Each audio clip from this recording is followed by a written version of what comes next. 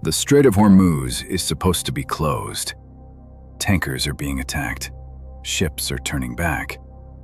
The world's most important oil corridor, officially a war zone. But one country is still getting oil: China. Since this war began on February 28th, Iran has sent at least 11.7 million barrels of crude oil through that closed strait, verified by satellite imagery and vessel tracking data, captured by tanker trackers, a firm that monitors ships that go dark and switch off their tracking systems. The vast majority of those shipments went to China.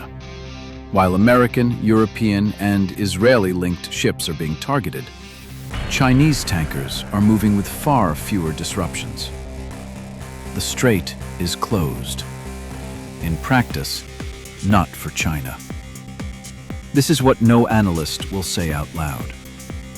This is War Paradox, where the headline ends, the analysis begins. Iran is currently loading approximately 1.5 million barrels of crude per day. China is receiving about 1.25 million barrels of that every single day.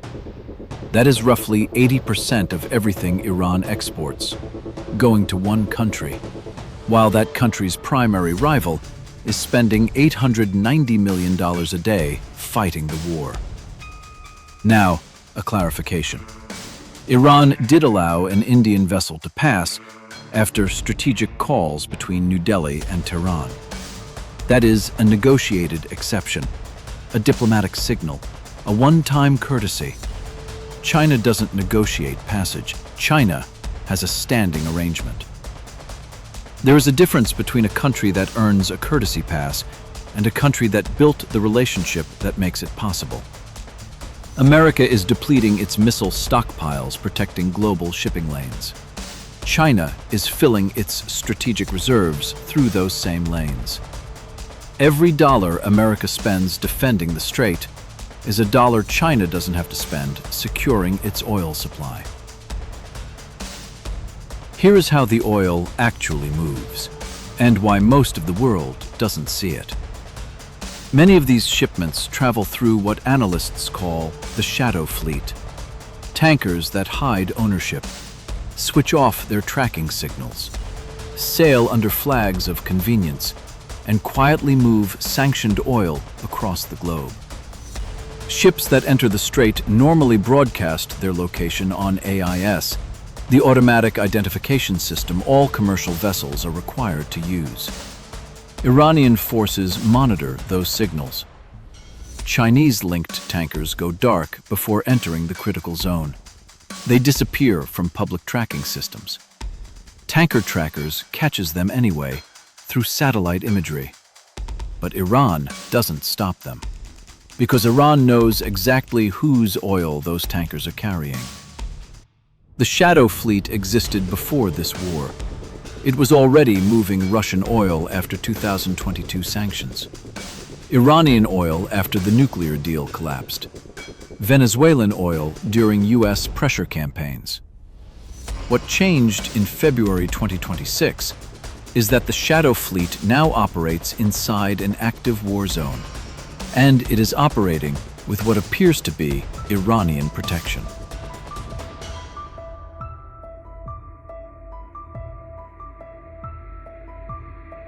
And China didn't stumble into this position by accident. In the 2 months before this war began, China accelerated oil stockpiling. Crude imports surged 15.8% compared to a year earlier. And Iran? Iran ramped exports to their highest level since July 2018, 2.16 million barrels per day in February alone. The vast majority destined for China. Before the war started, Iran was exporting at its highest rate in nearly 8 years, and the vast majority was going to China. After the war started, Iran closed the strait to almost everyone else and kept moving oil to China. Beijing knew what was coming. They prepared. They stocked up. Whether that constitutes coordination or simply very well-timed positioning. You are probably thinking, China and Iran have always traded oil. This is just business as usual. And you would be right, if this were any other moment. But this is not any other moment. The world just released 400 million barrels from emergency reserves, the largest emergency release in history. Prices still went up. That means the market has already priced in one assumption. China is not going to stop buying. And there is one more thing that nobody is connecting. Something China built 11 years ago. Something that was never just about trade. China's biggest strategic vulnerability has always had a name: the Malacca dilemma. The Malacca Strait, the narrow passage between Malaysia and Singapore, carries roughly 80% of China's energy imports. The US Navy could, in theory, choke it. China has known this for decades. There is a reason China spent $62 billion building the China-Pakistan Economic Corridor. Roads, railways, pipelines, all running from Gwadar Port, right where Iran ends and Pakistan begins, straight up into Xinjiang, China. Most people describe CPEC as a trade project, and trade is part of it. But CPEC may also be China's long-term hedge against exactly this kind of scenario. The full land pipeline doesn't exist yet. Gwadar's oil terminal infrastructure is still incomplete, but the roads are built.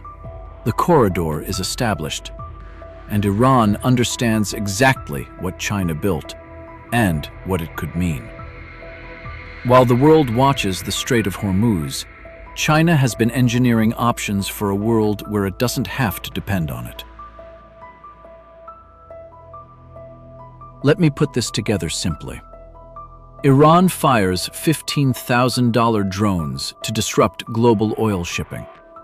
China receives approximately 1.25 million barrels of Iranian oil every day through that disrupted corridor. The world releases its largest emergency oil reserve in history, 400 million barrels. Prices still go up. China sits back, comfortable, stocked, supplied. Iran needs China's money to survive this war. China needs Iran's oil to fuel its economy. Both get what they want. Everyone else pays at the pump. The United States is spending $890 million a day fighting this war. China isn't spending a dollar, and they're getting the oil. But here is where the story gets deeper, because it is not just about who is getting the oil. It is about what currency they are paying for it.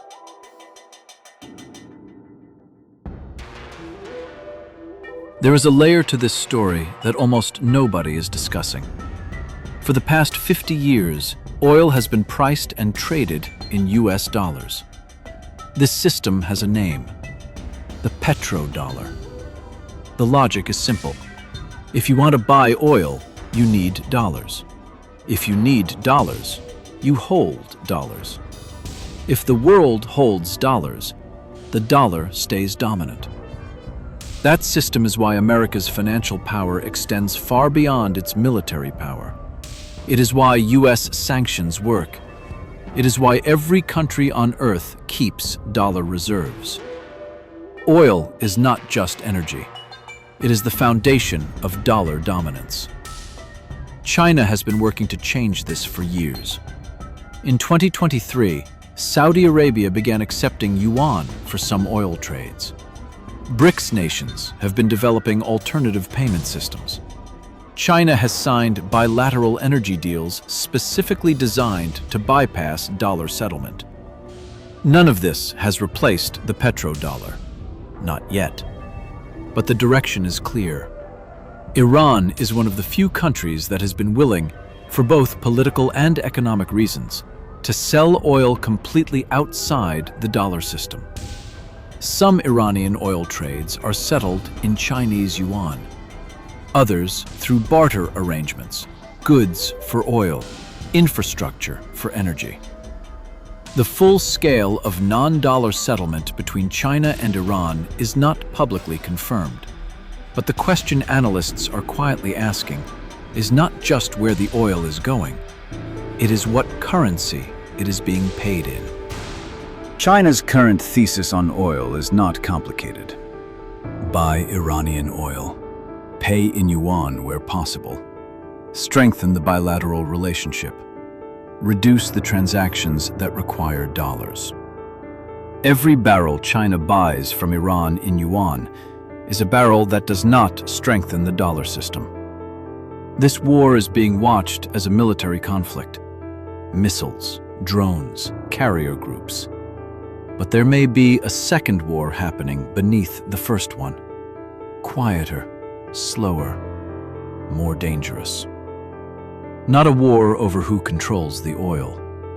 A war over what you pay for it with. And while the West watches the Strait, that second war has no ceasefire date. There is a war happening in the Middle East. America is fighting it. Israel is fighting it. Iran is fighting it.